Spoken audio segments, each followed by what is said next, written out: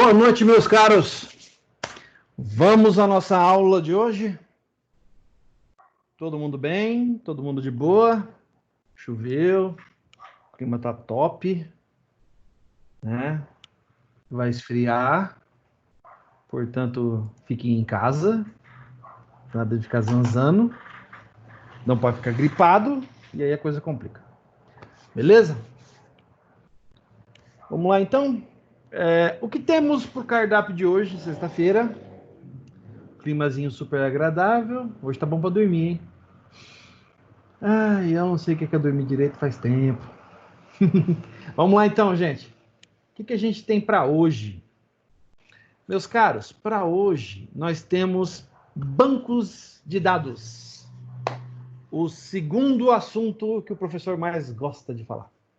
Tá? O primeiro nós tivemos na aula passada, inclusive muito bons os relatórios de vocês. Tá? Gostei muito. Alguns foram até surpreendentes. Tá?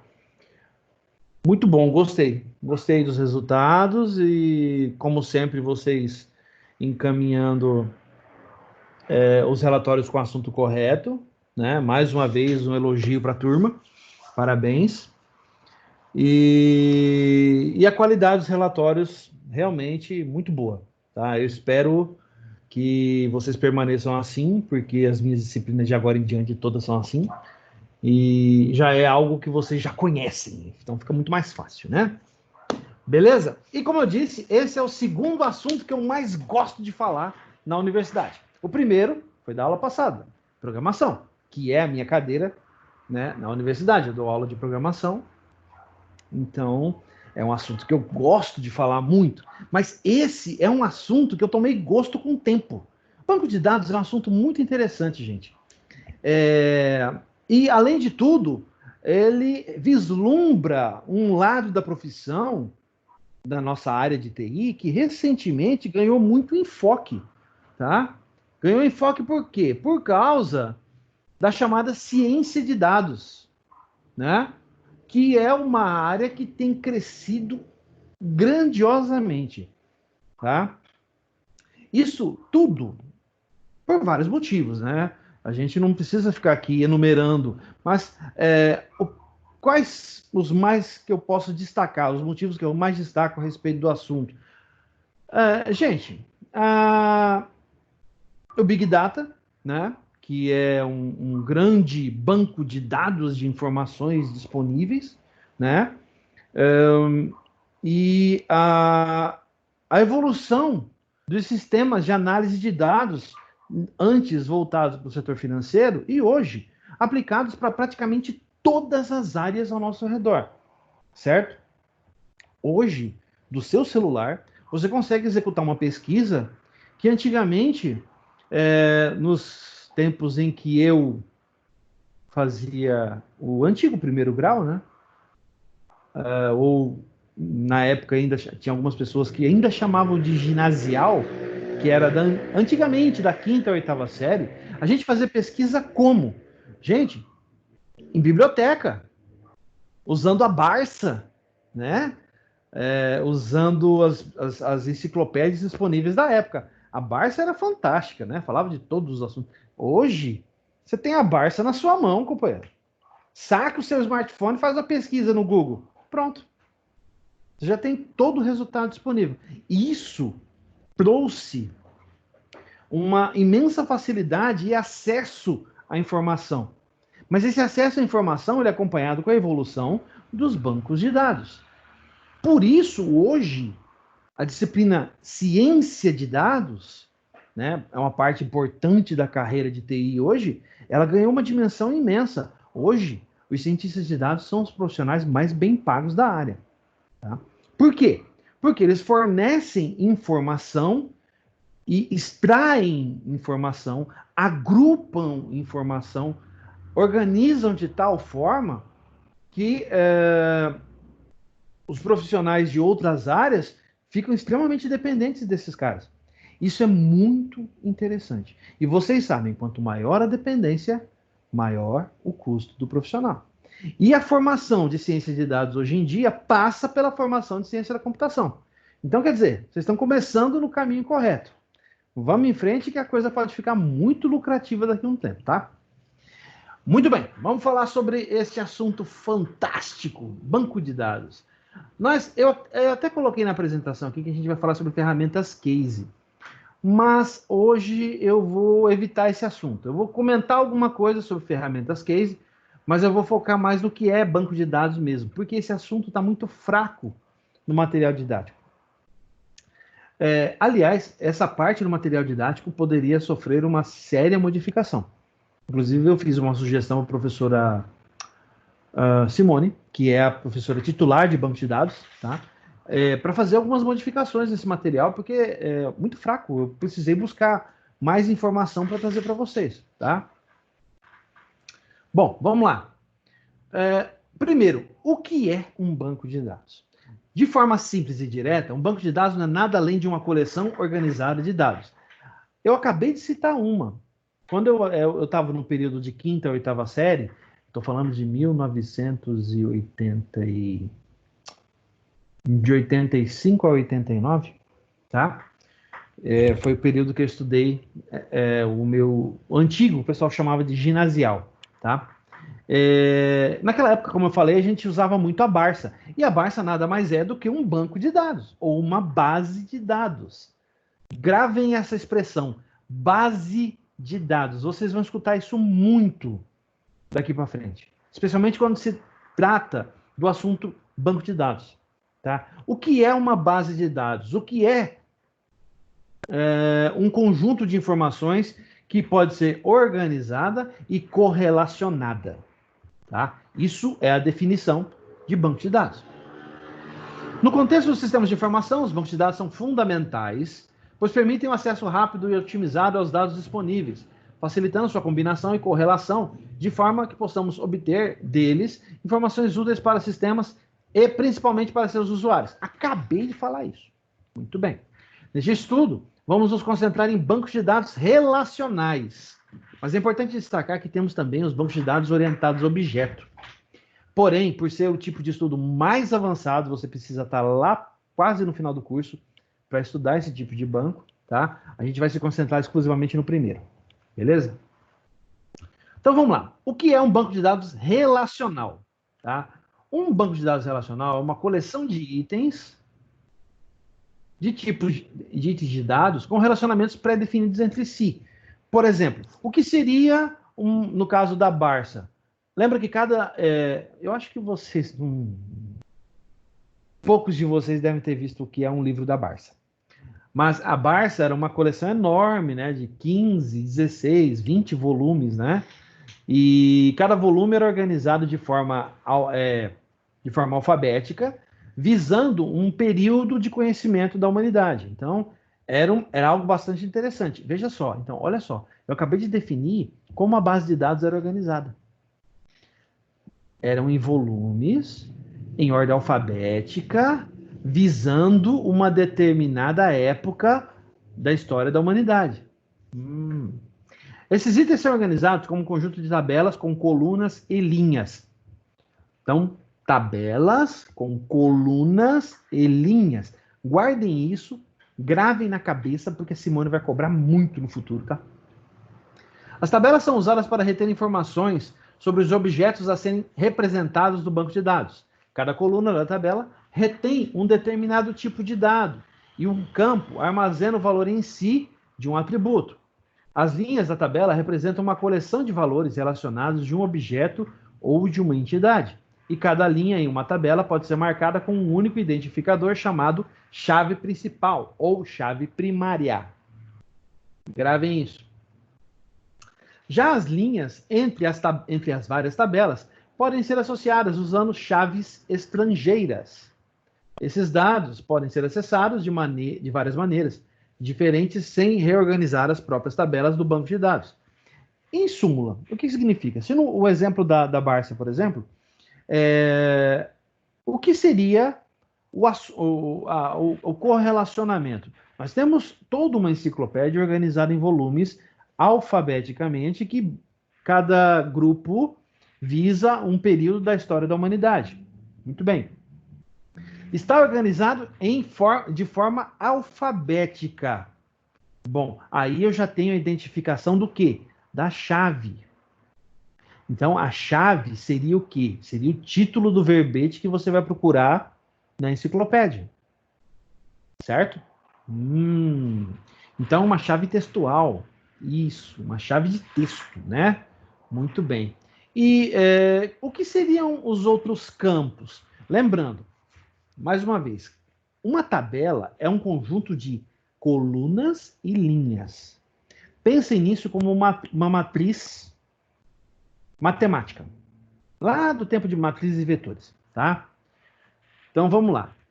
O que eu tenho? Na linha 1, eu tenho as colunas, nome, endereço, telefone, etc. Então, na linha 2, eu tenho essas colunas também, mas é para outro registro.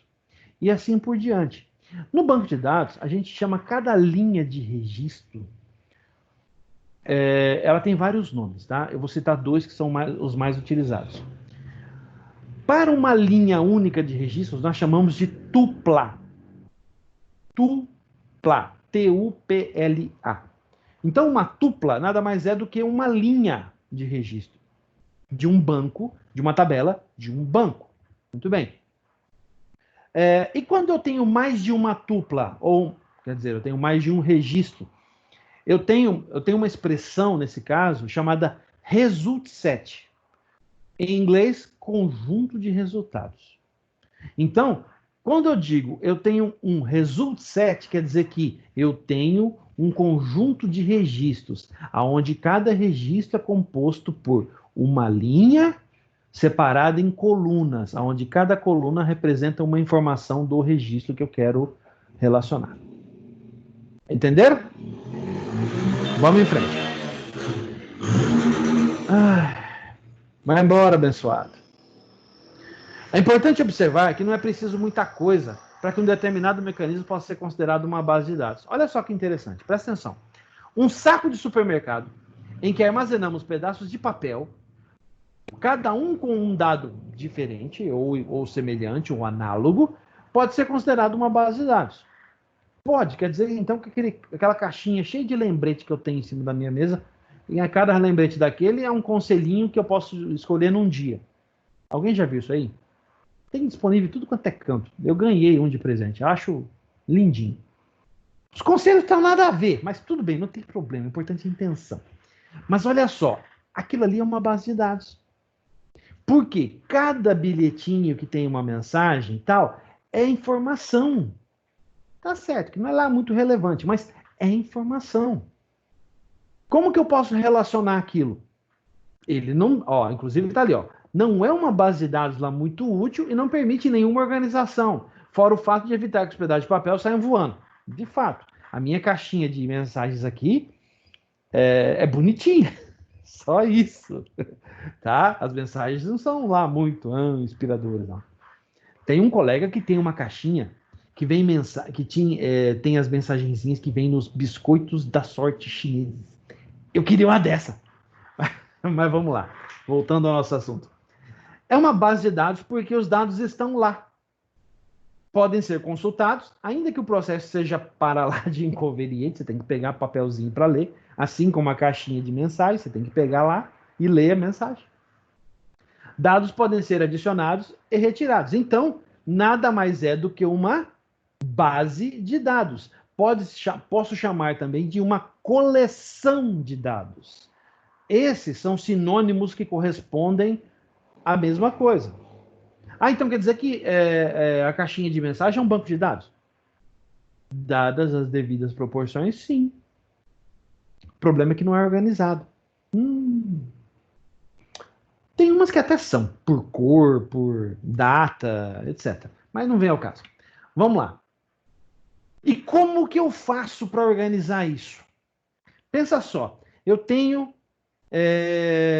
vamos dar um exemplo, tá? Eu tenho uma lista telefônica. Nossa, professor, hoje o senhor está voltando ao passado. Listas telefônicas nem existem mais. Pois é. Deveriam, porque tem gente que esquece Esquece muita coisa. Quando tinha o tempo da lista telefônica, eu não esquecia. Tá? Mas vamos pensar que você está fazendo um catálogo telefônico para um shopping center.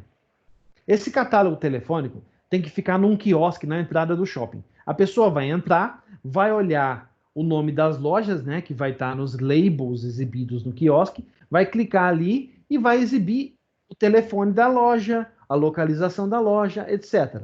Olha só, já dei algumas informações, né? O quiosque está exibindo o quê? Informações de um banco de dados. E essa informação do banco de dados, ela vem a ser, no caso, uma lista telefônica. Tudo bem, que é do shopping center, então é uma lista telefônica, certo? Muito bem. Agora, vamos pensar comigo.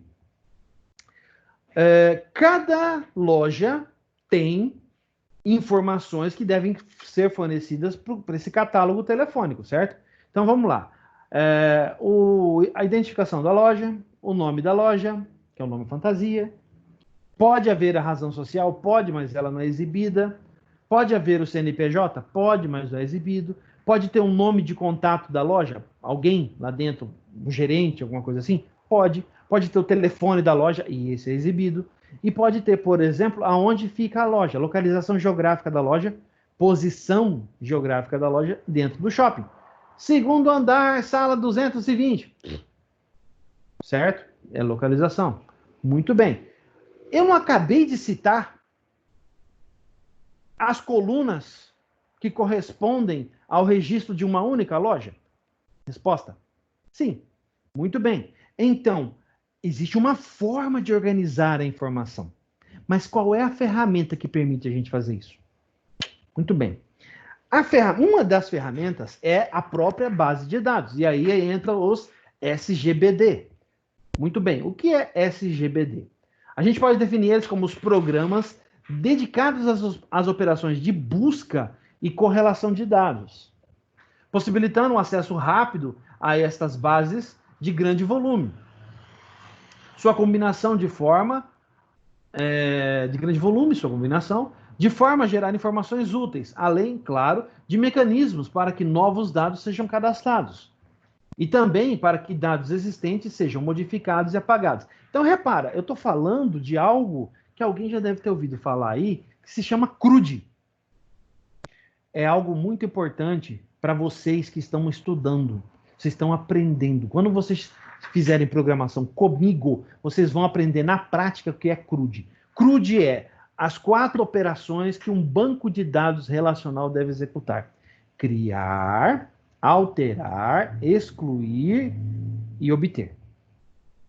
Em inglês, create, read, update e delete. CRUD.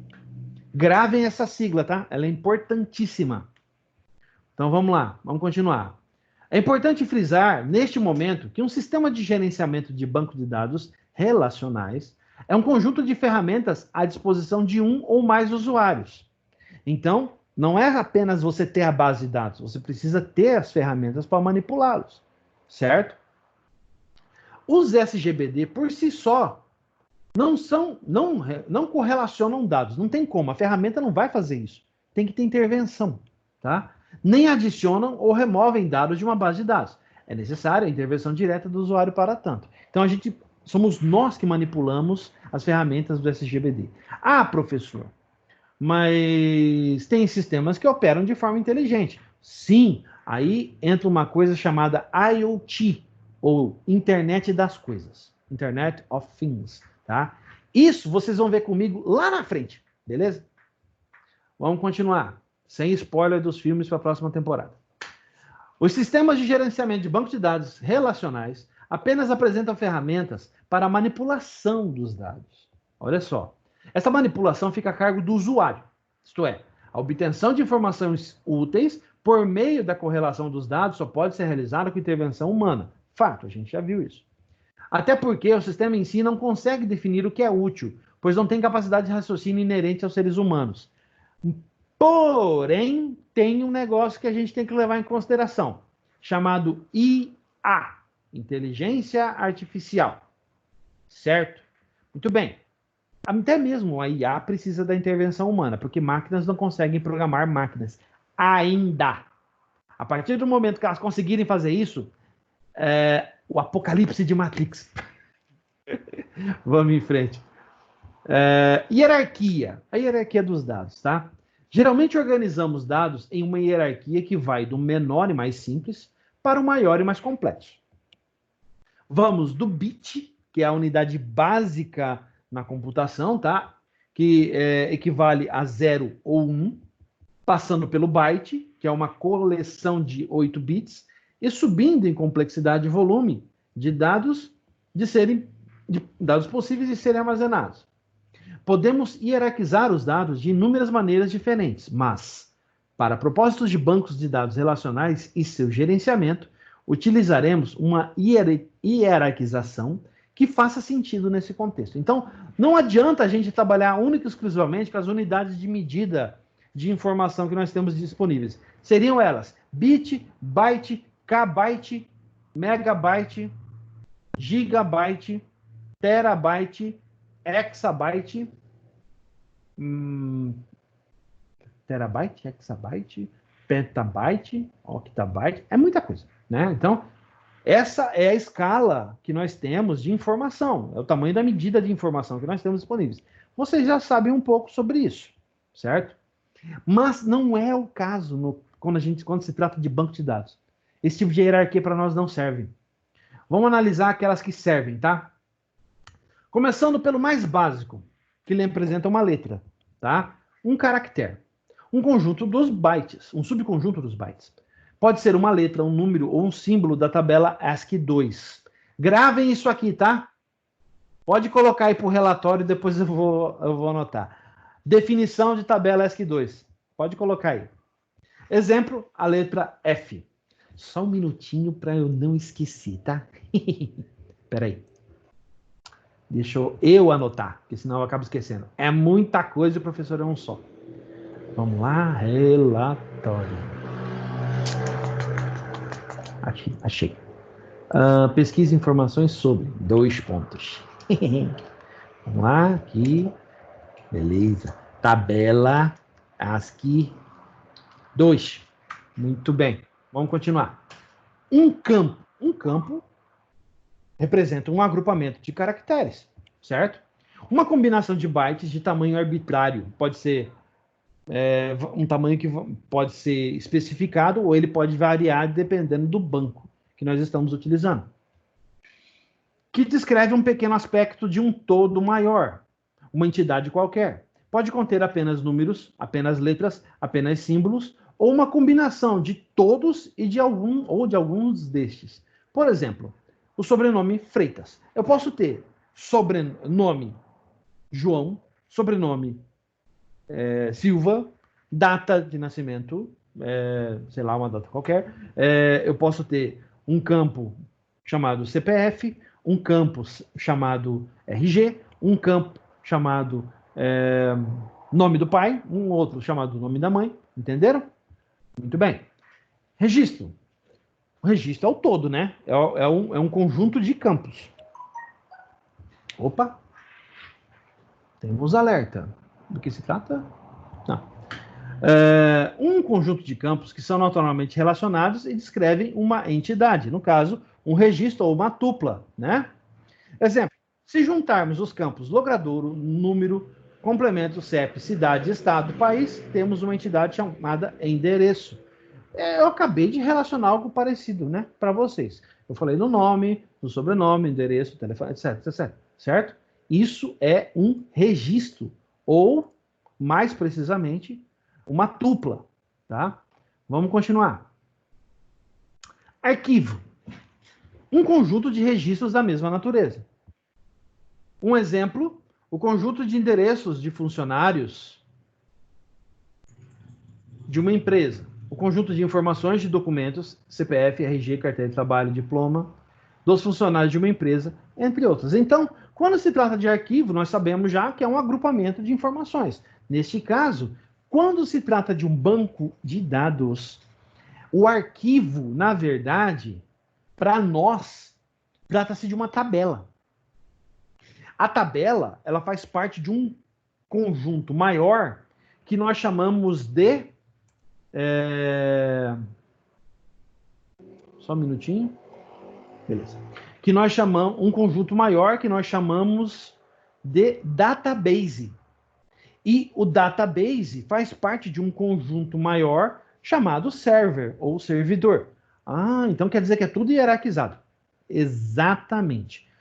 Faz parte de uma estrutura hierarquizada, certo? Por isso que é tão importante entender como funciona a bagaça. Vamos lá? E o banco de dados em si, eu acabei de explicar para vocês, é o todo, né? É o servidor em si. Tá? Aqui está a hierarquia de uma forma que dê para entender graficamente falando, tá? De baixo para cima, a importância do caractere, campo, registro, arquivo e banco de dados. Beleza? Muito bem. Vamos em frente. Organização. Vamos lá. A organização dos dados deve, antes de mais nada, refletir os processos de negócio da empresa. O que está dizendo com isso? Está dizendo o seguinte, ó, olha a parte de baixo. No modelo antigo, uma empresa tinha basicamente 4 setores: produção, vendas, finanças e administração. Os 4 setores nos quais era organizada a empresa. Enquanto hoje em dia, inúmeros departamentos e papéis são necessários para que a empresa seja eficiente em suas ações no mercado, junto aos seus parceiros e acionistas. Então, esses 4 setores correspondiam antigamente aos 4, vamos dizer, databases ou bases de dados que era composto o servidor de banco de dados da empresa. Então quer dizer que esses assuntos aqui, ó, antigamente, eles geralmente não falavam entre si, tá? Recentemente, é que nós tivemos, de uns 20 anos para cá, que nós tivemos uma interação maior dos setores da empresa, tá? Para troca de informação e melhor gerenciamento. A gente já discutiu isso em uma aula anterior, não sei se vocês estão lembrados, mas vamos em frente, vamos em frente, vamos em frente. Em meio a todas as questões e necessidades, a empresa precisa levar em conta 4 pontos importantes quando for desenhar sua estrutura de dados e acesso a esses dados. Então, primeiro, conteúdo. Olha as perguntas que são feitas nesse caso. Quais informações deverão ser coletadas e disponibilizadas? Onde e como conseguir tais informações? Quais os custos de aquisição destas informações? São perguntas complicadas, mas se você prestar atenção, partindo daqueles 4 setores, você vai começar a perceber que são fáceis de responder. Por exemplo, se eu voltar aqui e vou pegar um modelo antigo, tá?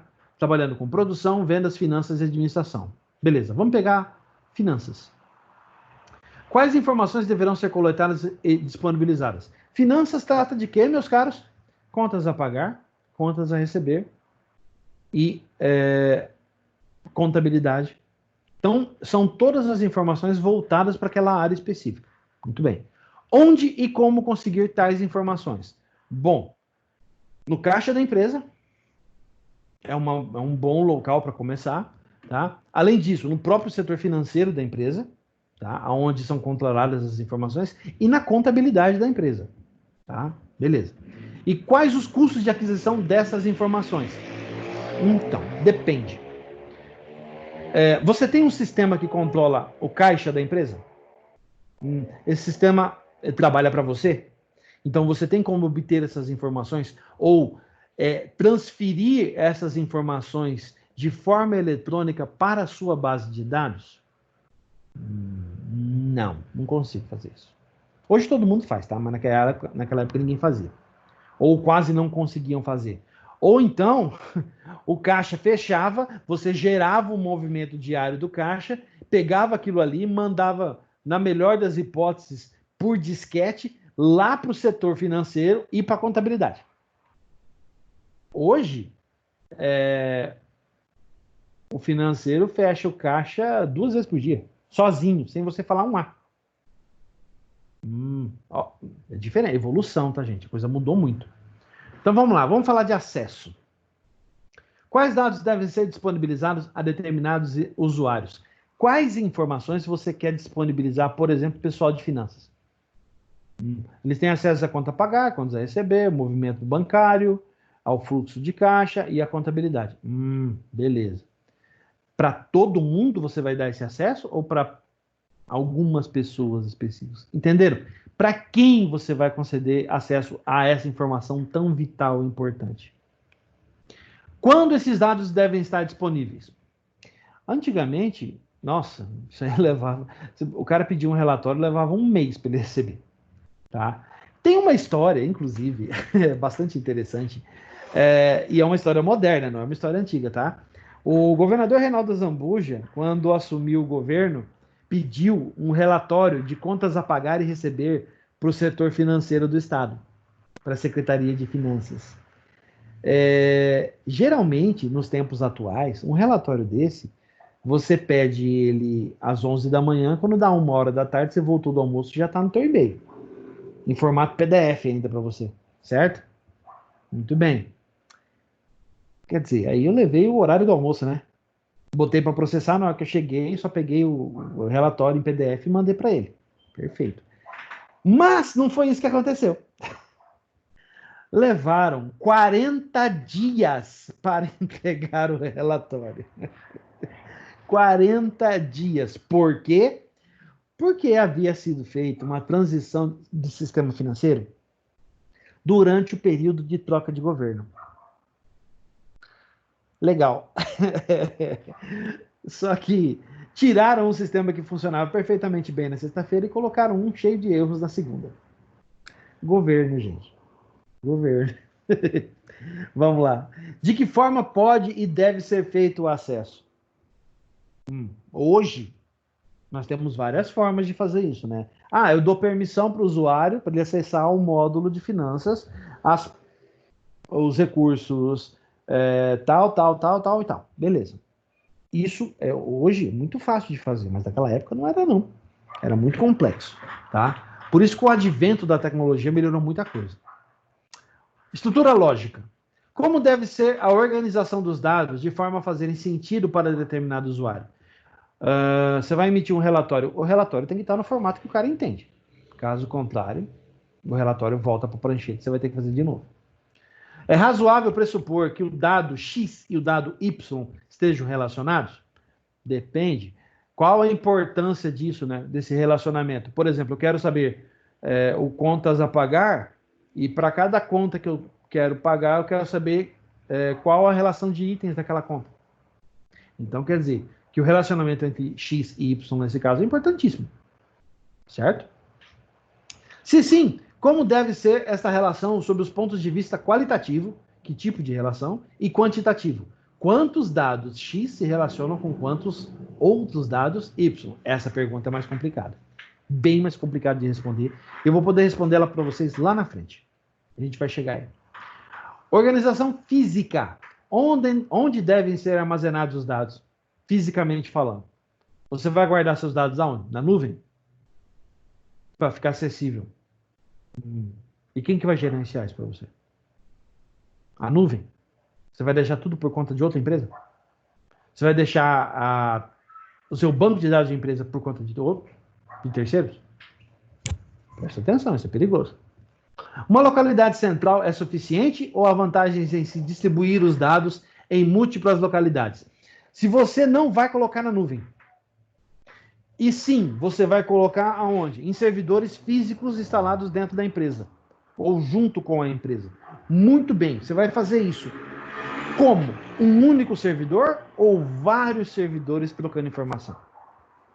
Isso é uma pergunta crucial, porque você tem que levar em consideração como esses servidores distribuídos vão se comunicar. Aí complicou. Quais são as facilidades de acesso remoto usando a rede?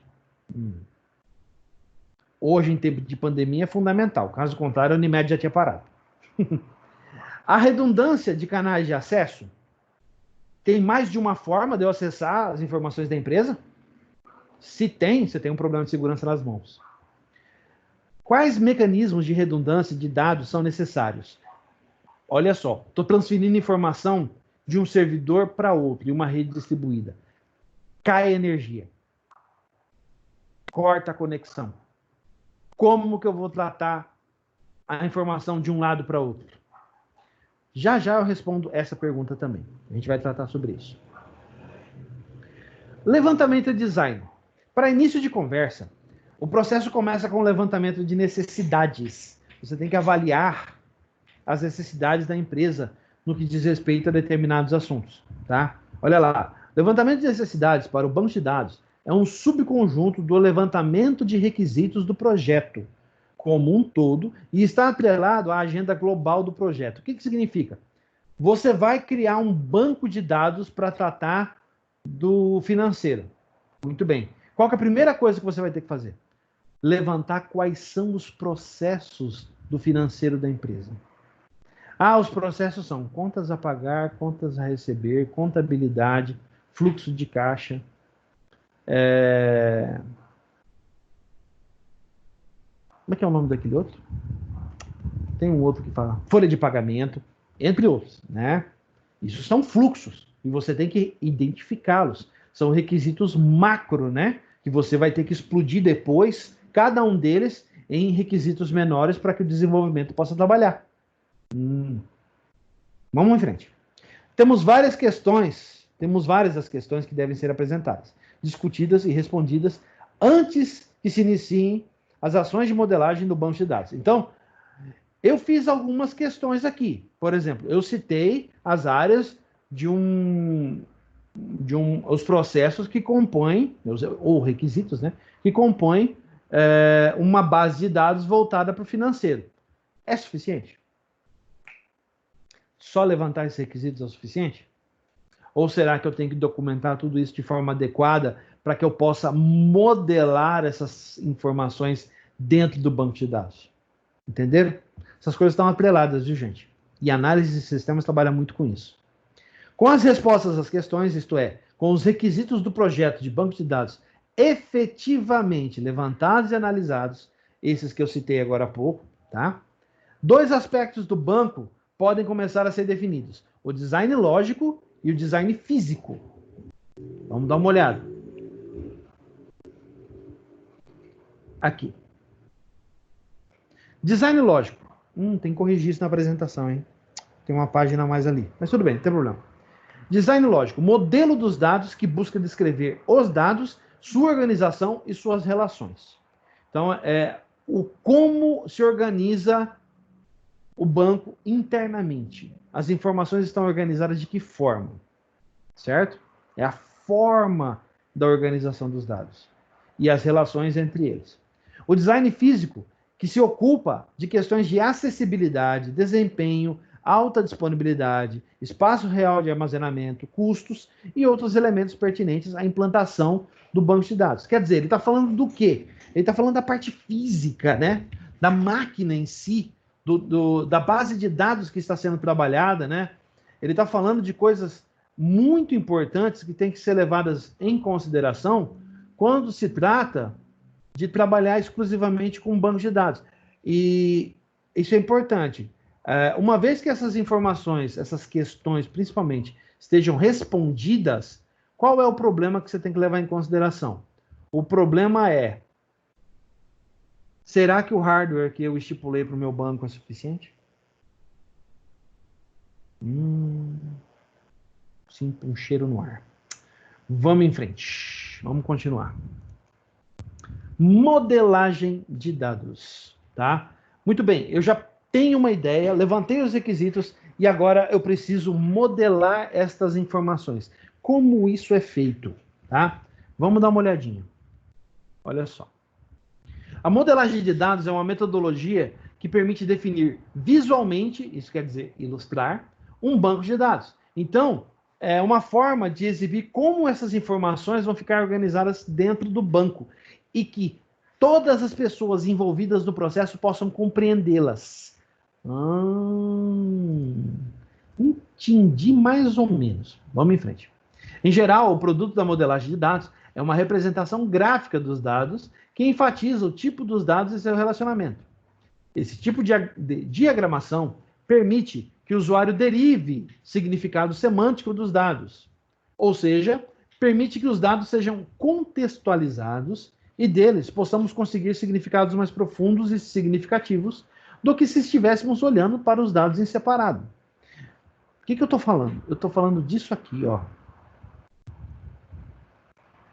Aqui. Vou falar dos conceitos nessa parte aqui. Depois eu mostro para vocês entender do que eu estou falando na parte gráfica, tá? Representar dados de informações graficamente falando, tá?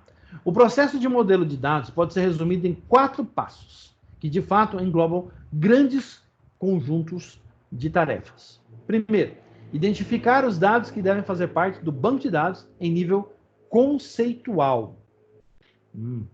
Identificar as relações quantitativas entre os dados. Identificar as relações qualitativas entre os dados. E refinar a representação dos dados, identificando os níveis adequados de abstração e também ajustando os relacionamentos, uma vez que os níveis de abstração foram definidos. Tá, professor, não entendi. Calma. Vamos observar isso aqui, ó. Observa. Aqui eu tenho nome e aqui eu tenho número de identificação. E existe uma relação para eles. Como você vê essa relação? Essa é uma relação que nós chamamos de 1 para 1. Para cada nome, eu tenho um número de identificação. Certo? Muito bem. Isso você está fazendo o quê? Você está aplicando isso aqui. Você está identificando as relações qualitativas entre os dados. Tá? Vamos continuar. Aqui, você tem um nome e você tem 3 informações ligadas a celulares. Muito bem. Essa é uma relação do tipo 1 para N. 1 para muitos, ou para vários. Para cada nome registrado no banco, eu posso ter 3 informações do tipo celular. Então, para cada usuário, eu tenho 3 celulares. Ou 3 campos celular que eu posso informar. Muito bem. Esse é o tipo de relação que aqui eu estou trabalhando com a identificação dos dados e ainda a parte qualitativa. Agora aqui eu já começo a trabalhar com algo diferente, ó. Eu tenho uma relação N para N. O mesmo curso. Olha só, o mesmo curso. E cada nome pode ter uma relação com cada um deles, ó. Para cá, para cá, para cá. Isso é o que nós chamamos de relação muitos para muitos, N para N, ou vários para vários. Tá? Esse é o pior tipo de cenário em um banco de dados. Por quê? Porque obrigatoriamente você deve criar uma informação aqui no meio que controle que nome e que curso se trata a relação entre as duas informações. Isso é o que nós comumente em banco de dados chamamos de resolver uma relação N para N. Resolver uma relação N para N. Esse, meus caros, é o pior cenário possível, porque ele trata da parte quantitativa. Isso aqui, a nível de computação, a nível de banco, a nível de cálculo, ele envolve equações que tem uma evolução geométrica, não aritmética. O que isso quer dizer, professor? Quer dizer que é aquele conceito de progressão. Acho que em matemática todos vocês devem ter visto. Se não viram, vamos relembrar rapidinho. Progressão. 1 mais 1, 2. 2 mais 2, 4. 4 mais 4, 8. E assim por diante. Isso é uma progressão aritmética. O que é uma progressão geométrica? Geométrica é elevado ao quadrado. 2 elevado ao quadrado, 4. 4 elevado ao quadrado, 16. 16 elevado ao quadrado, 64. E assim por diante. Entenderam a diferença? Agora, isso aqui é uma progressão geométrica, não aritmética.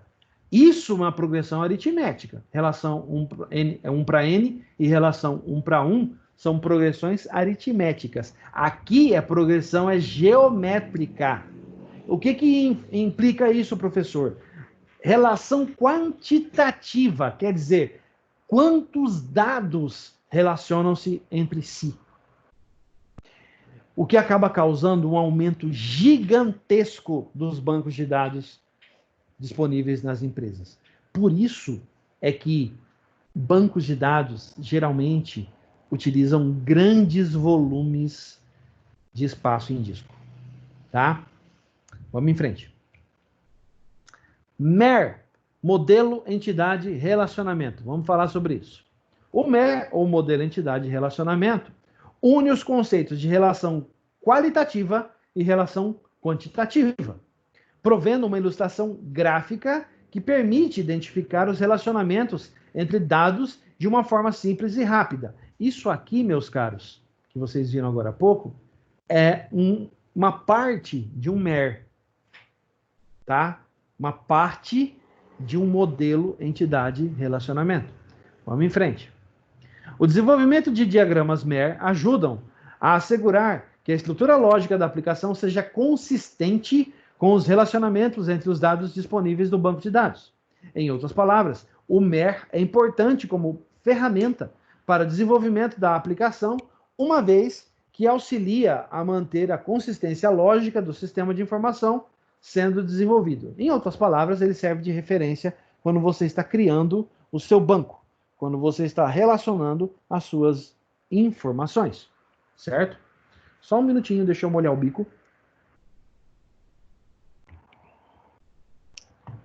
Muito bom. Vamos em frente. Olha só. Eis um MER. Olha só. Um vendedor atende um ou vários clientes. Ele ainda fala do lado. A explicação está do lado, tá? Eu estou lendo só o MER, não estou lendo a explicação. Então vamos lá. Um cliente faz um ou vários pedidos. Muito bem. Um pedido inclui um ou vários produtos. E por fim, um pedido gera uma fatura. Olha só, olha os símbolos que são utilizados e olha como que eu estou lendo o diagrama, tá? Eu sei que pode parecer um pouco estranho, mas se você prestar atenção, aquele símbolo que é do vendedor para o cliente, em computação, né, no caso em banco de dados, nós chamamos de pé de galinha. Tá? Pode parecer engraçado, mas é verdade. Muitos de nós conhecemos o símbolo como pé de galinha. Mas, professor, qual é o nome técnico dele? 1 para N. Esse é o nome técnico dele. Que seria isso aqui, ó. Esse carinha aqui, ó. 1 para N. Tá? Muito bem. E quando é um único traço, ele é representado pelo 1 por 1. Esse é o nome dele. Tá? Beleza. Repara que não é tão difícil entender dessa forma, né? Por isso é tão importante utilizar um modelo entidade relacionamento para resolver esses tipos de problema. Você, de bater o olho, você entende a respeito do que está acontecendo, a respeito da movimentação dos dados e, principalmente, a respeito do relacionamento que existe entre as diversas entidades. Importante, gente. Isso aqui não são campos, tá?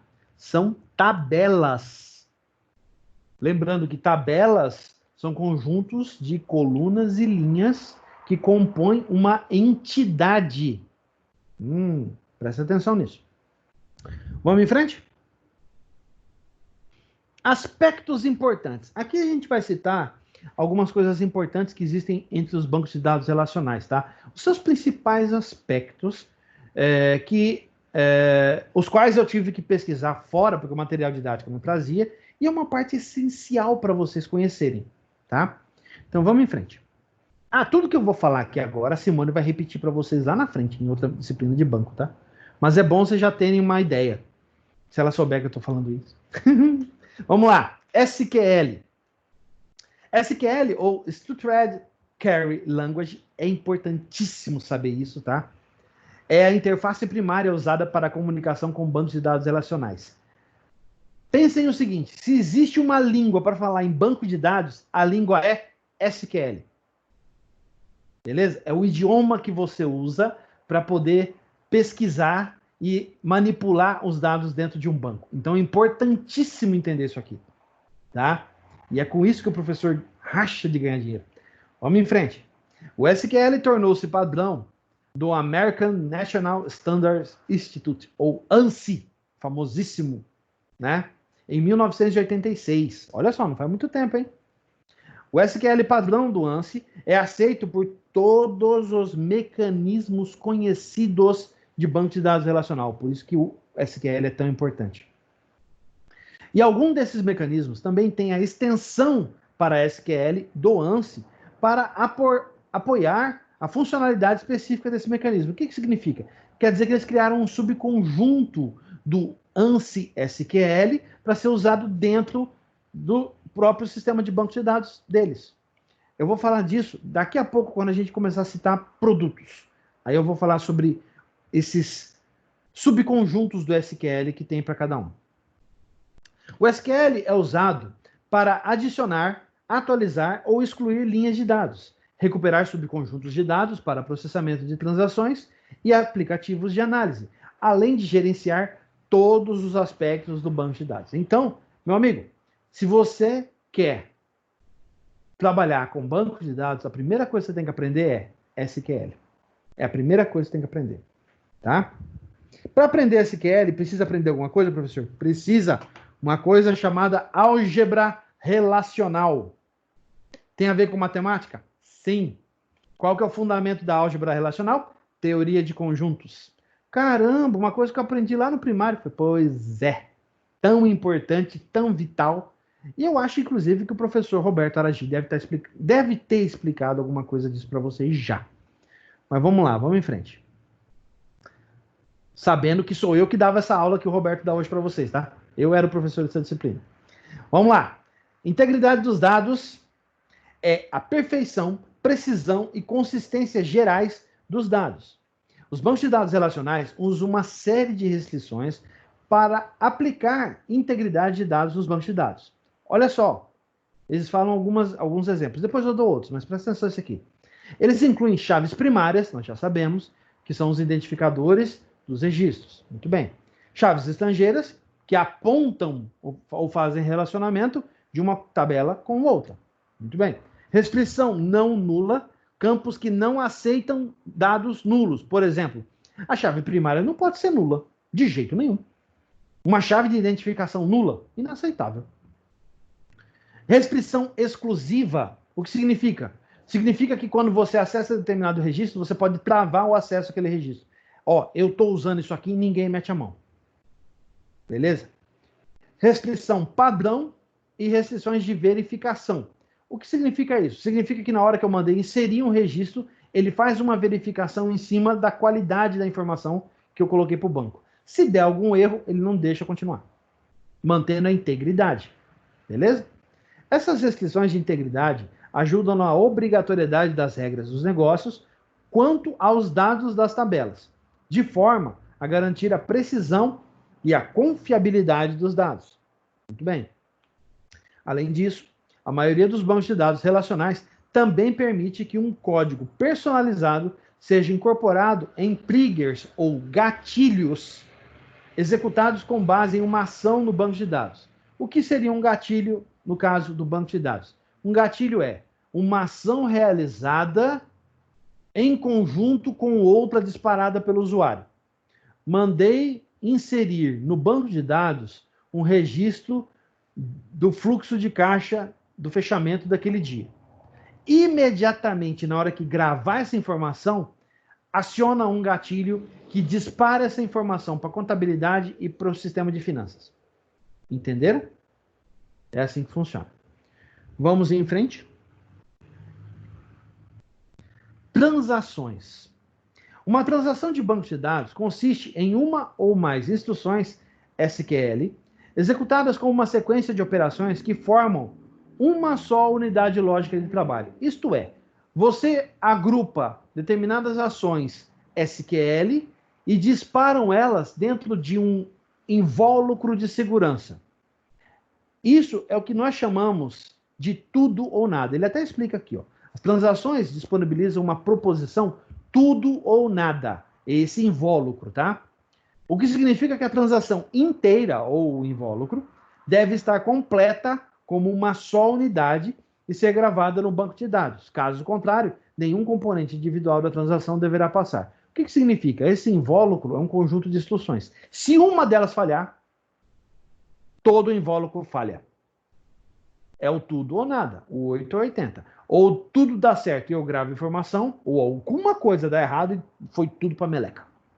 Beleza? Justamente o lance do tudo ou nada, ele tem uma especificação, uma terminologia muito comum dele próprio, tá? Que é essa que ele explica agora, ó. Em relação à terminologia dos bancos, uma transação resulta em commit ou rollback. Commit, todo o invólucro de instruções está correto, pode executar, salva no banco. Rollback, alguma das instruções deu meleca, volta tudo para trás, não faz nada. Isso é uma forma de garantir que os seus dados estejam íntegros e seguros, tá? Importante. Transação é fundamental. Cada transação é tratada de forma coerente e confiável, independentemente de outras transações, tá? Então, cada uma delas, cada invólucro de instruções que corresponde a uma transação é único e exclusivo. O que isso significa? Que não podem existir transações que trocam informações entre si. Não, isso não existe, não acontece. O que acontece? Cada transação é única e exclusiva. Então, aquele invólucro é seguro e não pode ser violado. Não pode ser violado. Entenderam? Vamos em frente. Agora a gente vai falar dos principais sistemas de banco de dados que existem no mercado, tá? Vou tentar não fazer propaganda de nada, uma vez que o material didático ele puxa um pouquinho a sardinha para um ou outro banco. Eu não vou fazer isso não, tá? Eu vou ser bem genérico aqui, tá? Bom, o Microsoft Access é considerado um banco de dados, tá? Só que ele é um banco de dados de usuário único, gerando bancos de dados relacionais para um único usuário. Quando você instala o Office na máquina, você recebe uma licença do Access e ele permite que você crie bancos de dados para você exclusivamente. É útil para organizar dados pessoais e se integra de forma bastante natural com a suíte de programas Office, em especial com o Excel. Sim, funciona muito bem. Eu já usei várias vezes e é muito bom. MySQL, sistema de banco de dados multiusuário de código aberto. É gratuito, de uso público, e o código pode ser modificado pelo usuário. Ah, importante, o Access é o único desses que não utiliza SQL. Tá? Ele não faz uso de SQL. Os outros que eu vou falar, eles fazem uso do ANSI SQL ou de algum sabor específico de SQL construído para eles. Tá bom? Vamos em frente. Trata-se de um sistema bastante utilizado, sistemas distribuídos hoje em dia, principalmente em sites web e aplicações móveis que acessam bancos de dados centralizados. Gente, importante, o MySQL, ele usa ANSI SQL. Tá? Ele usa a linguagem do SQL original, lá de 1986. Tá? Outra coisa bastante importante a respeito do MySQL, ele é free? Quase. Quase. O MySQL é propriedade da Oracle, tá? Ele foi comprado já tem um bom tempo. A parte free do MySQL, ela funciona bem, tá? Até determinado tamanho. Dali para frente, você vai ter que entrar em contato com a Oracle ou com algum fornecedor de serviços da Oracle para pedir soluções que te atendam à situação. Provavelmente, esse consultor da Oracle vai indicar que você troque o teu MySQL por um banco de dados Oracle ou outro terceiro, tá? Então, ele é muito bom, ele é free, ele pode ser aberto, pode ser utilizado tranquilamente, sem problema nenhum. Até bem pouco tempo atrás, a Simone dava aula, inclusive, sobre ele aqui na universidade, tá? Mas uns tempos para cá nós trocamos a nossa mentalidade e começamos a trabalhar com coisas que o mercado de Campo Grande e da região utiliza, tá? Então a gente está trabalhando com outro banco que eu vou falar dele daqui a pouco. Oracle, falando do diabo, apareceu o rabo. Principal solução corporativa de banco de dados multiusuário disponível no mercado, escalável para base de dados de grande porte, podendo ser distribuída em vários dispositivos de hardware, também fornecidos pela Oracle. O mais usado para sistemas de missão crítica com grandes bases de dados. O Oracle, vantagens e desvantagens. Ele é muito bom. Muito bom. Quando você tem algo muito grande. Mas eu estou falando muito grande, que nível? Muito grande, nível NASA. Estou falando de coisa muito grande, nível, sei lá, nível Facebook, nível Instagram, nível Netflix, essas coisas. Detalhe que nenhum dos três usa Oracle, tá? Estou dando uma noção de tamanho para vocês terem uma ideia. O Oracle não serve para coisas média pequenas. Não. Ele serve para coisas muito grandes. Como, por exemplo, folha de pagamento do governo do estado. Isso é coisa muito grande. Muito grande mesmo. Não só pelo número de funcionários, mas pelo número de proventos ou eventos que cada funcionário tem na folha de pagamento. Quem já trabalhou com folha ou na parte administrativa tem uma leve noção do que eu estou falando e deve estar dando umas voltas no estômago, porque folha de pagamento é um assunto que dá dor de cabeça, tá? Curiosidade, o Oracle ele usa um sabor específico do SQL chamado PL-SQL. Foi desenvolvido exclusivamente para ele. O Oracle ele trabalha com busca binária, tá? Um algoritmo de busca binária extremamente eficiente e rápido, desde que o banco de dados esteja muito bem configurado, muito bem arquitetado e desenhado de forma correta. Outra curiosidade, quando você compra uma licença do Oracle, você compra junto também a assistência de um consultor da Oracle.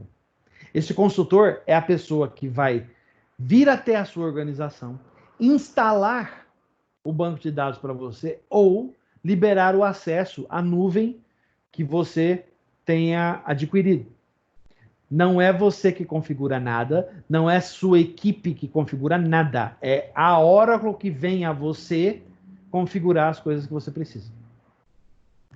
Inclusive, vocês perceberam que tem um trecho ali que fala de dispositivos de hardware também fornecidos pela Oracle, porque ela fornece hardware para o banco de dados dela.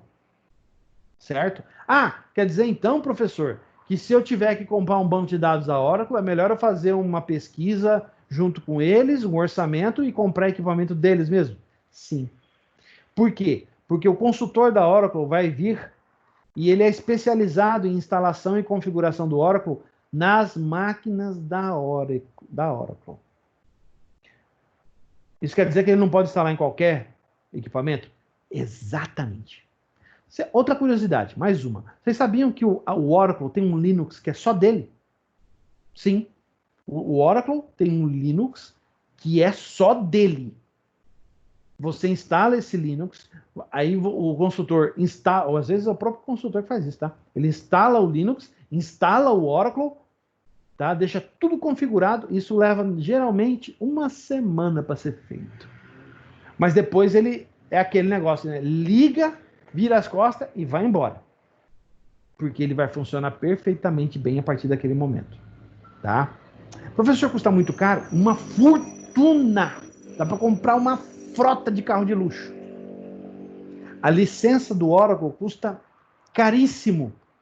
Mas, por isso mesmo, eu disse, é voltado para grandes coisas, né? Grandes empresas, governos. Não é para coisa pequena. Tá? É muito dinheiro investido, muito mesmo. Estou falando da casa de milhões, gente. Não é pouco, tá? Vamos falar agora da minha escolha pessoal, né? Porque é Microsoft. Não, gente. Não, não, não. É porque é o comercial, é o que faz dinheiro. Presta atenção. Não se liga nessa história xiita. O xiita de plantão da turma aí, por favor, tirem esse bonezinho, tá? Esqueçam isso. Vamos fazer dinheiro. Olha só. SGBD da Microsoft, criado em parceria com a Sybase em 1988. Inicialmente como um complementar do Windows NT, sendo que depois passou a ser aperfeiçoado e vendido separadamente. A parceria com a Sybase terminou em 94 e a Microsoft continuou a melhorar o programa após isto. Esse SGBD é dos mais usados no mundo atualmente, tendo como competidores sistemas como MySQL e Oracle. Gente, o SQL Server hoje funciona mais ou menos quando a gente faz aquelas comparações de sistemas instalados que tem Windows, que tem Linux e que tem Mac. Onde tem Windows em empresa, geralmente ele serve. Geralmente. Tá? Porque o Oracle eu acabei de falar para vocês. É Linux. Ele roda melhor em Linux. E pior, é Java. Credo. E roda muito bem com Java. Já o SQL Server, não. O SQL Server nasceu no nicho da Microsoft. Cresceu dentro desse nicho. E hoje é um dos bancos de dados mais vendidos no mundo e mais utilizados. E para o desespero dos xiitas, recentemente a Microsoft quebrou um paradigma dela, que ela vem fazendo isso há bastante tempo, e lançou uma versão do SQL Server que roda no Linux. Então, os xiitas de plantão começam a ficar apavorados. Detalhe técnico, tá? Isso é importante. E prestem bastante atenção no que eu vou falar agora. Por mais incrível que isso pareça, tá? A versão Linux do SQL Server roda melhor que a versão Windows. É sério, não estou brincando. Eu já testei, trabalho com ele, sou DBA SQL Server e estou afirmando categoricamente para vocês. A versão Linux do SQL Server funciona melhor que a versão Windows. Caramba! Pois é, gente. Pois é. Vamos em frente. Antes que eu me esqueça, peraí. O SQL Server, primeira curiosidade, o SQL Server também usa um sabor específico do ANSI SQL. A Microsoft desenvolveu o que nós chamamos de Transact SQL, ou mais popularmente conhecido como TSQL, T de Tatu, TSQL, tá? O Transact SQL é o idioma oficial que roda dentro dos servidores da Microsoft, tá? Deixa eu ver se tem mais alguma curiosidade interessante.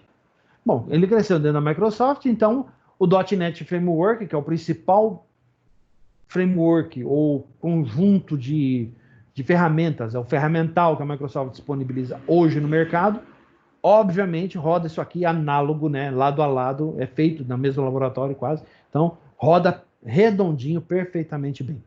Depois eu vou demonstrar, inclusive, ele para vocês, tá?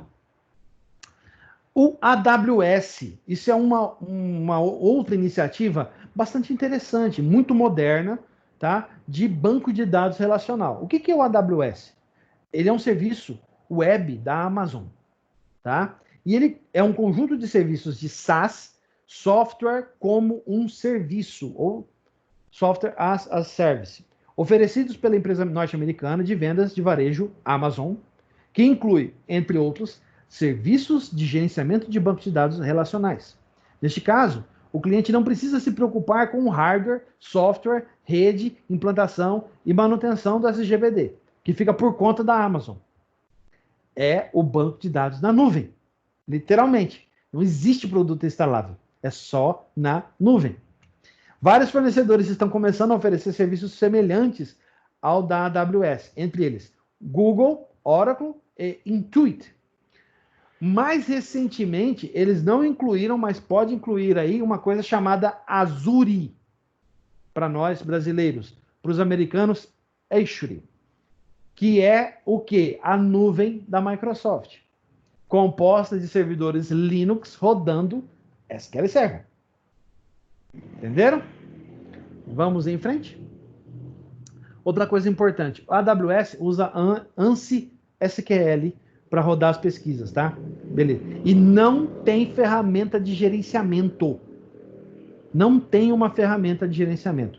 Professor, como é que eu gerencio, então, uma base de dados que fica na AWS? Você acessa via internet e faz as consultas por um cliente que é fornecido pela própria Amazon. Olha que legal. Chique, né? Vamos em frente. O patinho feio da história. PostgreSQL. E por que patinho feio? Porque o Postgre não é um banco relacional 100%. Tá? O que é Postgre? Normalmente chamados de Postgres, como eu acabei de falar, né? Ou Postgre, é um sistema de gerenciamento de banco de dados do tipo objeto relacional. Ele não é relacional. Ele é mais, ele é híbrido, tá? Com ênfase em extensibilidade e padrões de conformidade. Como um servidor de banco de dados, sua principal função é armazenar dados de forma segura, apoiando as melhores práticas, permitindo a recuperação dos dados a pedido de outras aplicações de software. Ele pode lidar com cargas de trabalho que vão desde pequenas aplicações single machine a aplicações de grande porte voltadas para a internet, onde será utilizada de forma simultânea por vários usuários. Em outras palavras, ele a ideia por trás de Postgre é que ele fosse uma evolução dos bancos de dados relacionais. No entanto, apesar de ser free, open source, disponível na internet, qual é o problema? O problema do Postgre? O Postgre, ele é menos simpático, vamos dizer assim, que o MySQL, que também é open, que também é free, que também está disponível na internet. E muito mais difícil de mexer com ele do que é mexer com o SQL Server. Tanto que os DBAs de Postgre falam que para você ser um DBA Postgre, você precisa criar cabelo no peito. E que os DBAs de SQL Server são tudo... moleque, como é que eles falam? Moleques mimados. Eu acho engraçado. Na verdade, é um xiita, né? Nada mais é do que o xiita. Importante, o Postgre é Linux 100%. Existem versões para o Windows? Existiam versões para o Windows, tá? Mais recentemente, eles foram descontinuadas e não são tão confiáveis quanto a versão Linux, tá? A versão Linux roda super bem. É uma versão excepcional, tá? É um banco de dados muito bom, muito interessante. No entanto, ele se ofuscou um pouco por causa dos outros. É uma pena. Ele usa ANSI SQL, tá? Que é o SQL original. E o que mais eu posso falar dele? Suas ferramentas de gerenciamento são todas baseadas na web. Existem ferramentas de terceiros que permitem o gerenciamento gráfico do banco, como é o do SQL Server, por exemplo, que eu vou mostrar para vocês. Existe, mas custa caro, porque são ferramentas que são pagas, tá? Justamente, são ferramentas pagas para um banco free. O MySQL sofre desse mal também, tá, gente? Infelizmente, ele também sofre do mesmo mal, tá? Muito bem, beleza? Deixa eu fazer a demonstração para vocês agora. Eu vou apresentar para vocês esse carinha aqui. Esse, meus caros, é o Management Studio do SQL Server, tá? Muito bem. Como eu disse para vocês, eu tenho aqui a hierarquia, né? Eu tenho o servidor instalado na minha estação de trabalho. Eu tenho as minhas bases de dados, né? Onde eu tenho algumas informações interessantes a respeito de cada um dos projetos, inclusive projetos de aula que eu tenho trabalhado, tá? Deixa eu pegar um aqui que esteja legal. Pode ser recursos humanos mesmo. Será que ele está legal? Deixa eu ver. Pode ser. Beleza. Então, por exemplo, eu tenho um database, eu tenho um servidor, abaixo dele eu tenho vários databases, aí eu abri um deles e eu vou descendo, ó. Eu tenho dentro desse database um conjunto disponível de recursos para gerenciar esse database de uma forma adequada. Eu tenho como gerenciar os diagramas da base de dados, eu tenho as tabelas da base de dados, Eu tenho visões ou views que são feitas, são pesquisas pré-compiladas em cima dos dados dessas tabelas. Eu tenho recursos externos que eu posso consumir, como, por exemplo, outras fontes de dados externas, como arquivos XML, arquivos JSON, né, arquivos texto, etc., etc., que podem ser consumidas extemporaneamente. Né? Eu tenho sinônimos, que são apelidos que eu posso dar para um conjunto de dados. Por exemplo, eu posso dizer que determinada pesquisa tem o sinônimo folha de pagamento de maio. Quando eu fizer uma busca dentro de todos os registros correspondentes ao sinônimo folha de pagamento de maio, isso tudo junto, tá? Sem espaços, ele já sabe que se trata daquela pesquisa específica. Então, você consegue fazer um alias para um conjunto de dados. Olha que legal. Você consegue também desenvolver dentro do banco de dados um conjunto de procedimentos, ou store procedures, que são funções específicas em cima desses dados aqui, dessas tabelas. Você consegue desenvolver funções mesmo, tá? Por exemplo, eu quero criar um método que converta todas as letras de maiúsculo para minúsculo. Muito bem, você desenvolve uma função para fazer isso. Já adianto que tem muita coisa pronta, tá? Tem muita coisa disponível aqui. Os gatilhos do banco de dados, como aquele que eu expliquei para vocês, na hora que eu faço a inserção do registro do fechamento do caixa, ele dispara automaticamente uma transferência de dados, né, uma cópia dos dados, para a base de dados de contabilidade e a base de dados de finanças. Beleza? E assim por diante. Ele tem outras coisas aqui que não são tão assim importantes. Isso aqui é legal. Você consegue programar em linguagem de programação .NET um conjunto de bibliotecas e colocar dentro do Visual Studio. A partir daquele momento, isso aqui você programa em linguagem de programação, não em SQL. Tá? Isso é muito legal. Tem mais algumas coisas aqui, mas eu não vou ficar me prendendo a isso, não. O que mais eu tenho que seja interessante citar aqui? Eu tenho o storage, que são os armazenamentos, e eu gerencio esses armazenamentos. Eu posso, por exemplo, dizer que uma mesma base de dados fique distribuída em 4 HDs diferentes. Puxa, e eu posso fazer isso? Pode. O SQL Server, o Oracle e um outro banco chamado DB2 permitem você fazer isso. Você divide uma mesma base de dados em 4 HDs distintos. Tá? Isso é interessante. O que mais dá para fazer? Eu tenho a parte de segurança, né? Onde eu faço o gerenciamento dos usuários, dos seus papéis, dos esquemas da base de dados e de outras coisas ligadas à parte de segurança, como chaves de criptografia. Beleza? Muito bem. Deixa eu pegar uma tabelinha. Eu vou pegar a tabela de países. Pode ser. No caso aqui, o SQL Server fornece uma série de utilidades que você pode utilizar, tá? A Simone vai explicar isso para vocês muito mais a fundo. Mas o que diz o professor quando se trata disso? O professor diz o seguinte: aprenda a trabalhar com tijolos para depois trabalhar com pré-moldados. O que significa? Significa que você tem que fazer pesquisas, aprender a fazer pesquisas na mão.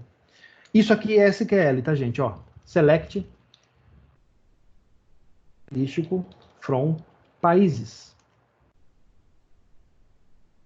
Eu coloco aqui Go, no caso eu estou dizendo para ele, esse Go é equivalente a um ponto e vírgula no final, tá? Os dois são a mesma coisa. Você pode fazer isso aqui? Não, ele não aceita. Você tem que colocar aqui no final, ou então substituir isso pelo Go. O que eu faço? Eu ponho para executar essa instrução SQL aqui, ó, execute, e ele traz para mim os dados que tem no banco. Os dados são uma lista de países e suas respectivas abreviações. Essa lista não está completa, só tem 103 países, né? O mundo é bem maior que isso, mas já dá uma ideia boa de como eu posso trabalhar. Por exemplo, eu posso especificar que eu quero apenas as colunas país e nome dessa tabela, certo? Se eu clicar em executar, ele vai trazer apenas as informações que eu selecionei. Beleza? A partir daqui, gente, começa a funcionar a álgebra relacional, envolvendo teoria de conjuntos. Então, o que eu fiz aqui, por exemplo, é especificar que eu queria apenas 2 informações. Ah, professor, tem como especificar todas novamente? Tem. Eu posso colocar, acho que é abreviação. Isso. Aqui seria um conjunto completo, né, da tabela. Quando eu estou especificando aqui, ó, eu tiro a abreviação, eu estou criando um novo conjunto de dados. Esse conjunto de dados pode estar unido a outra tabela? Pode. Deixa eu dar um exemplo para vocês aqui. Deixa eu ver. Deixa eu só confirmar se eu tenho aqui um exemplo que eu passei para os veteranos. Não, aqui não. Deixa eu ver. Um exemplo que eu passei para os veteranos. Não. Vamos ver, vamos ver, vamos ver. Será que daqui? Aqui, por exemplo, eu acho que eu tenho. Deixa eu ver aqui. Eu tenho eu tenho proventos e tipo provento. Olha só, vou usar o pré-moldado, tá? Ó, olha só. Aqui, clicar no botão direito e pedir para ele selecionar, ele traz os registros para você, tá? Só que somente 1000 registros, tá? Ele tem um limite. Essa tabela está vazia. Para mim não vai adiantar nada. Deixa eu ver se eu acho uma tabela que tenha informações. Aqui, acho que eventos. Eventos? Deixa eu ver. Essa aqui serve. Olha só. Evento ID, descrição e ato ID. Deixa eu fazer essa seleção certinha aqui. Select, professor. Asterístico from eventos. Muito bem. Cool. Muito bem. Ele traz evento ID, descrição e ato ID. Deixa eu colocar isso aqui em ordem para explicar isso melhor para vocês, tá? Vou colocar evento ID, vírgula, ato ID, vírgula, descrição. Muito bem, ó. Estou criando um novo conjunto de dados diferente do original. Teoria de conjuntos, tá? Álgebra relacional. Dá uma olhada. Ele trouxe para mim aqui evento ID, ato ID e descrição. Ato ID é o que nós chamamos de chave estrangeira, sendo que evento ID, como você pode reparar aqui, ó, ele é a chave primária da tabela. Para cada registro, eu tenho uma chave primária e uma chave estrangeira. Professor, o que seria a chave estrangeira nesse caso? Eu tenho uma tabela chamada de tipos ato. Tá? Se eu der um select asterístico from tipos ato, se eu marcar apenas o texto que eu quero, ele busca somente aquilo que eu quero. Então aqui, esses são os tipos de ato que nós temos lá. Ó. Tipo ato ID. Certo? Muito bem. Eu tenho uma tabela também, ó, de atos, tá vendo? Olha só. Select asterístico from atos. Go. Vou selecionar esses registros, vou mostrar. Muito bem. Olha lá, eu tenho aqui ato ID, a descrição e o tipo de ato ID. Então, o que eu tenho aqui, se vocês repararem bem, é isso aqui. É uma hierarquia de acessos, né? Olha só. Aqui eu tenho ato ID, vírgula. Deixa eu ver se ele me traz o restante. Acho que é descrição. Não, aqui.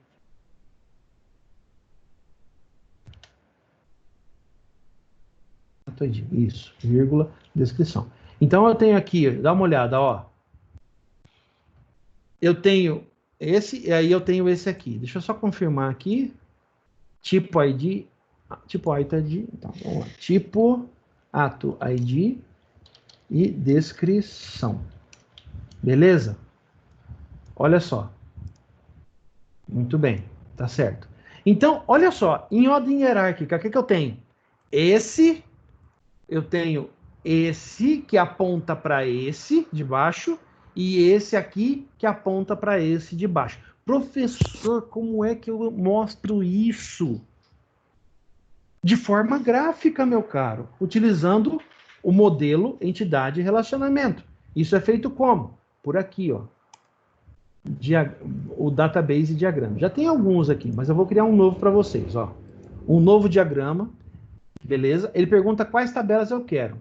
As tabelas que eu quero, eu vou colocar ato, tipo ato, acho que é evento, né? Vou adicionar, beleza. Tá aqui, ó. Isso aqui, meus caros, é um modelo entidade relacionamento dentro do banco de dados. Dá uma olhada. Se você quiser, a gente pode organizar de forma hierárquica? Com certeza. Ó. Olha só, eu vou colocar aqui, ó, de forma hierárquica. Ó, o que eu tenho aqui? Vou dar um zoom aqui para melhorar para vocês. Aqui, ó. Olha só, eu tenho tipo de ato, que é acessado por atos, que é acessado por eventos. Então, é um que aponta para outro, que aponta para outro.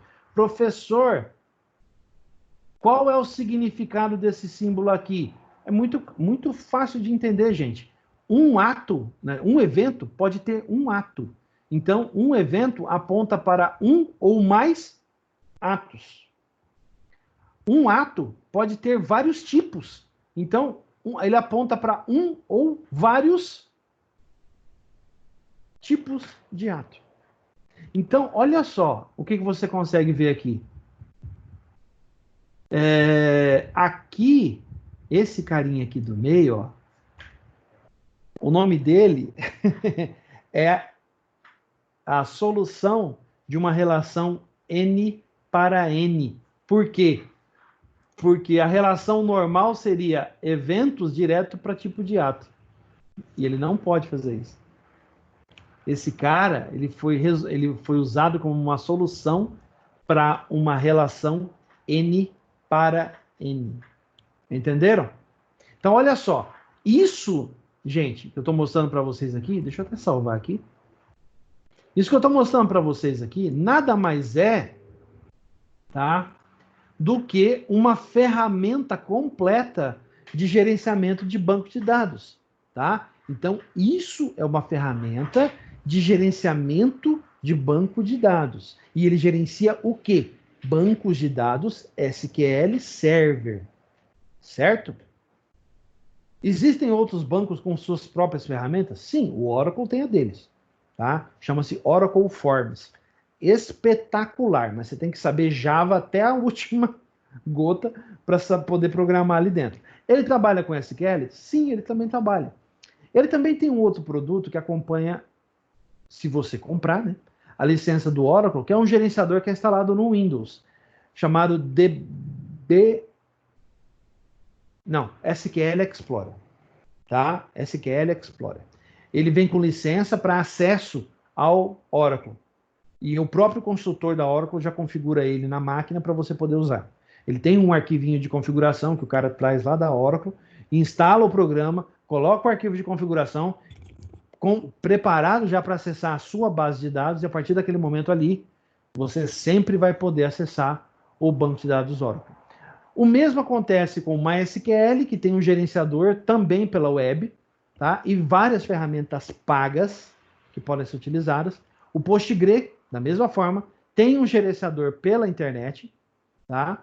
E que roda no Apache, instalado no Linux, e tem várias ferramentas disponíveis que podem ser utilizadas desde que pagas, são ferramentas pagas, tá?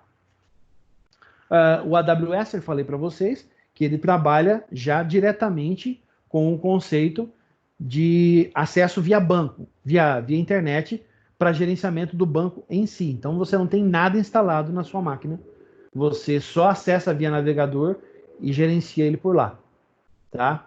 Eu conheço muito pouco o AWS, mas eu tenho um colega, um grande colega de trabalho, chamado Wagner, que ele é consultor da Amazon aqui no estado. Ele trabalha aqui em Campo Grande, inclusive, para um pessoal legal, interessante, a empresa deles, chamada Arquivoteca. Não sei se vocês conhecem, mas eles são responsáveis pelo arquivamento de documentos fiscais, documentos de todos os tipos, né? Eles fazem digitalização desses documentos e fazem a guarda desses documentos para vocês. É uma empresa muito legalzinha, tá? Tem alguns alunos meus da engenharia da computação que trabalham lá, tá? Beleza. Gente, vamos agora para a parte de atividade, já para começar o encerramento da nossa aula, tá? Nessa parte aqui, eu fiz uma modificação aqui no relatório. Deixa eu mostrar para vocês. Eu vou mostrar para vocês a tela do meu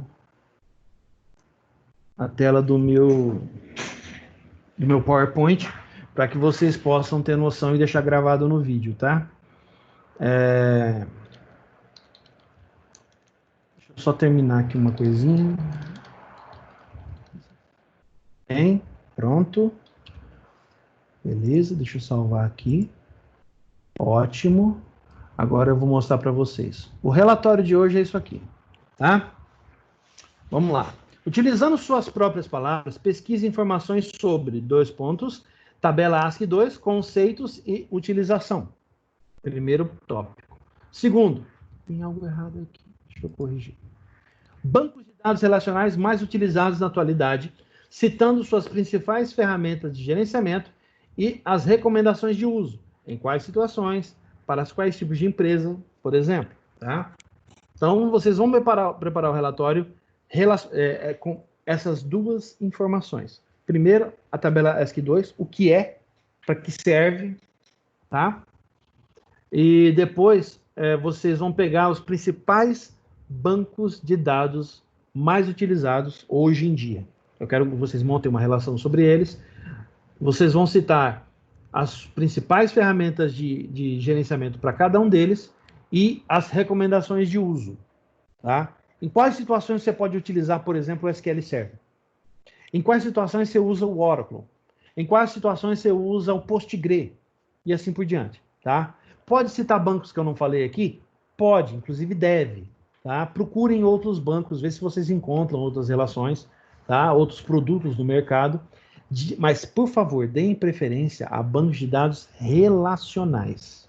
Tá? Existem bancos de dados orientados a objeto. Esses nós só vamos ver lá no final do curso. Então, nem se preocupa com isso agora. Tá bom? Muito bem. Vocês vão mandar o relatório para mim com o assunto. O assunto é esse aqui, né? Relatório 2020-05-22. SCI. Relatório 2020-05-22. A data de entrega é dia 24 de maio até as 23h59. Então, como sempre, vocês têm 48 horas para entregar o relatório. Tá? Últimos avisos antes do encerramento. Gente, vocês estão cientes das atividades que devem ser realizadas no portal.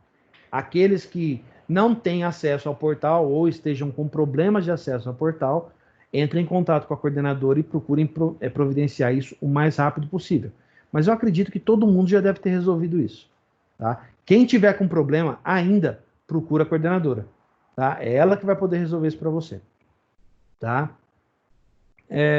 Vocês têm um conjunto de atividades que devem ser realizadas no AVA. Recomendo que as façam.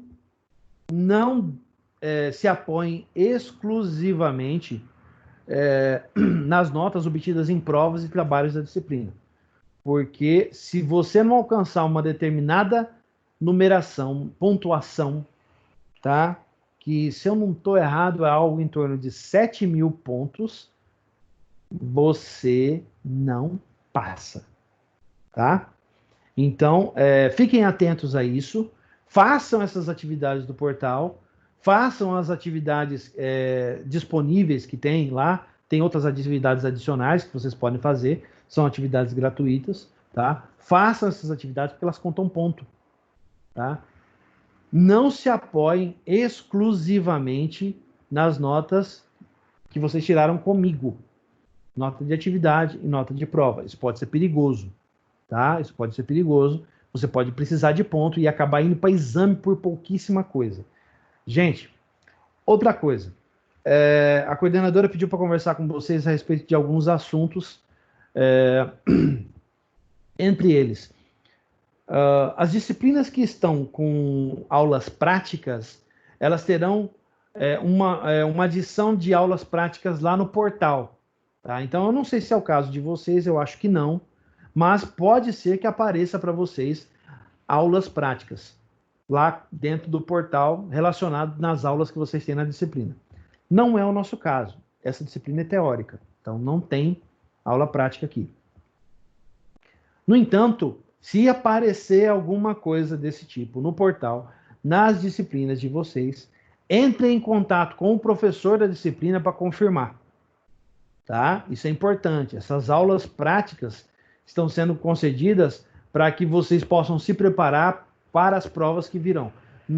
Mais uma vez eu repito, não sei se é o caso de vocês que estão no primeiro semestre. Porém, pode acontecer. Caso aconteça, entre em contato com o professor da disciplina para averiguar quais serão as atividades que serão realizadas, tá? Isso é importante. Outro aviso. Eu não sei como surgiu esse boato, mas esse boato estava rolando principalmente entre os veteranos. Então, já é bom, ela pediu para esclarecer isso para vocês, tá? Eu não sei como surgiu um boato dizendo que durante o período de pandemia a universidade não poderia reprovar ninguém. Gente, isso é fake. Não existe nenhuma instrução normativa do Ministério da Educação, do Ministério da Saúde, das secretarias de educação do estado ou do município e das secretarias municipais, tá? Não existe nenhuma normativa a respeito disso. Quer dizer, então, este boato é fake. Você pode reprovar? Sim, você pode. O problema é que tem veterano que está acreditando nessa história. Isso é fake, tá? Isso é uma notícia fake. É alguém que tirou, desencavou, não sei da onde desencavou isso. Ontem eu tive uma conversa com os veteranos e teve veterano que afirmava por A mais B que isso era verdade. Falei, então me mostre aonde está escrito. Não mostraram, porque não está, não tem lugar nenhum isso escrito. Então isso é uma notícia fake. Qual que é a instrução da universidade? Continue aplicando os relatórios e aplique as provas. Se o aluno não alcançar a pontuação, reprovou. Já pensou reprovar de uma disciplina como a minha? Teórica pura? Você não vai poder se deliciar com o que vem na prática no futuro? Então, gente, essa disciplina é muito fácil, muito tranquila, muito de boa para levar isso aqui, tá? Eu sei que você está encarando coisa bem mais difícil que ela. Então, vamos fazer as atividades que tem no portal para se garantir, tá? Os relatórios estão indo muito bem, eu estou gostando muito dos relatórios que estão sendo entregues. Como sempre, eu vivo falando para a Adriane que eu encho vocês de elogios e com razão, vocês merecem. Eu atuo na forma de meritocracia. Mereceu? Eu falei. Não mereceu? Eu não falo nada. Tá? Esse é o professor Luizão, vocês sabem como é que eu sou. Já sabem, né? Estão entrando na universidade, já sabem como é que eu sou. Eu sou sempre assim, meritocracia. Mereceu, vai com ponto. Não mereceu, é zero. Beleza? Muito bem. Com isso, a gente vai encerrando nossa aula de hoje. Eu agradeço em nome da Croton, em nome da Uniderp, a presença de todos. Peço, pelo amor de Deus, para vocês continuarem se cuidando. Não sei se a gente volta. Não sei quando a gente volta. Nem a coordenadora sabe. O reitor não sabe. Porque não depende da universidade, e sim do governo. Ou melhor, dos governos, né? Federal, estadual e municipal. Então, a gente não sabe se volta agora, dia 1º de junho. A gente não sabe se volta antes das provas. A gente não sabe. O que a gente sabe é que talvez, se tudo correr bem, a gente volte no próximo semestre. Mas é muito incógnita, gente. Isso deixa a gente... Professor, eu fiquei sabendo hoje que as estatísticas tipo de Covid aqui em Campo Grande está aumentando. Pode ser que o trabalho pare novamente, que a gente tem que parar de trabalhar de novo, tipo lá para junho. Entendi. Eu fiquei sabendo hoje que o marido de uma amiga minha, ele trabalha com isso. Estatística do Covid e tudo mais, aí ele falou. Mas aí não sei como que vai ser, né? Jéssica! Eu falando aqui, criando uma certa esperança de voltar para o semestre, e a Jéssica joga um balde de água fria em mim. Mas, muito obrigado, Jéssica, pelo balde de água fria. Que eu fiquei sabendo hoje, mas é triste, sabe? Não, olha, realmente nós estamos vivendo em tempos de exceção. Isso é fato. Tá? Mas eu gostaria de dizer para vocês o seguinte: a despeito disso, pelo menos nas minhas disciplinas, tá? Os veteranos estão se saindo muito bem. E com vocês aqui, no que diz respeito a mim, todo mundo está indo muito bem. Tirando um ou outro gato pingado lá que não foi legal na prova, mas a grande maioria de vocês está indo bem. Tá? Então, isso é um sinal muito positivo. Pela qualidade dos relatórios que eu tenho visto, especialmente de vocês, quer dizer que a gente está alcançando aquilo que a gente se propõe. Tá? Mais uma vez eu digo, eu não sou professor EAD. Eu não gosto de dar aula virtual. Eu gosto de ficar ali na frente de vocês ali, fazendo bagunça junto. Então, eu estou tendo tive, né? Agora até que nem tanto, né? Problemas para mudar a metodologia para aplicar isso para vocês. Especialmente nessa disciplina, que ela é muito teoria. E, bom, é um saco ficar mexendo só com teoria, gente. Eu sei disso. Até mesmo por isso que hoje, toda aula eu estou trazendo, pelo menos tentando trazer alguma coisa, alguma novidade, alguma coisa assim, né? Hoje, por exemplo, eu já consegui introduzir o SQL Server. Na aula passada eu queria ter mostrado para vocês, né? Eu não pude mostrar.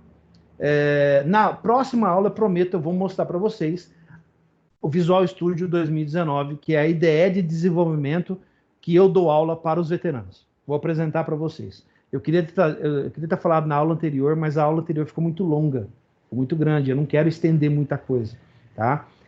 Nessa, eu consegui trazer o SQL Server. Legal, muito bom.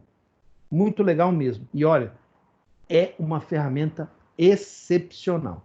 Tá? Não é difícil de trabalhar com ela, não é complicada, mas você precisa de muito preparo, muito estudo para poder se garantir hoje em dia. Tá? De qualquer forma, mais uma vez eu digo, estamos vivendo em tempos de exceção, mas a gente é brasileiro, a gente sempre dá um jeito. Né? O brasileiro dá jeito em tudo praticamente. Né? Então, a gente deu um jeito de finalizar um semestre, está finalizando um semestre, virtualmente, com qualidade. Vocês estão se saindo muito bem comigo, eu estou muito contente com o rendimento da turma, tá? Pelo que eu andei conversando com a coordenadora, os outros professores também, então a turma está indo muito bem, parabéns. Eu espero, sinceramente, que vocês se saiam muito bem nas provas que vão chegar agora. A minha prova de vocês já está pronta, eu tenho duas, uma presencial e uma EAD, prontinhas para serem aplicadas, baseadas em todo o conteúdo que a gente viu, muito parecida com a primeira prova que a gente fez. Tá? Então, fiquem tranquilos, vocês estão indo muito bem, eu estou muito contente. Nas minhas disciplinas, quase todas elas, os veteranos estão indo também muito bem. Então, quer dizer, a galera está se mantendo numa boa. Excelente, gente. Estou muito contente. Tá? Estaria mais se nós estivéssemos na universidade. Porém, a pandemia não deixa. Então, vamos manter aí os cuidados, tá? Agradecemos a Jéssica pelo banho de água fria. Não fiz nada, só um comentário. Tá bom, Jéssica. Mas foi muito bom você ter falado isso, tá? Eu realmente ouvi alguma coisa a respeito hoje e fiquei muito triste de ouvir isso também, tá? Você tem razão, infelizmente. Bom, mas de qualquer forma, tá aí o relatório. Tô esperando até domingo à noite para vocês entregarem, tá? Gente, fiquem com Deus, tudo de bom, um grande abraço e até a próxima aula, tá? Fui! Boa noite, professor. Boa noite, professor. Até mais. Boa noite.